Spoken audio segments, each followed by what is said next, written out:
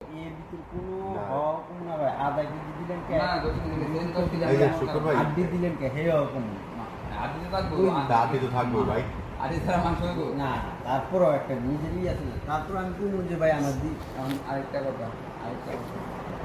কিছু টাকা টাকা একটু দেবেন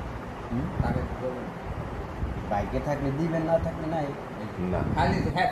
কারণ কোরবানির দিন কি আপনি এখানে মাংস কাটবেন আইসা এটা হচ্ছে সর্বপ্রথম কথা যে হ্যাঁ আপনি আইসা কাটে থাকবো না থাকলে না না এখানে হিসাব দুইটা কাটলে হচ্ছে একটা হিসাব না কাটার আর একটা হিসাব ভাই এনে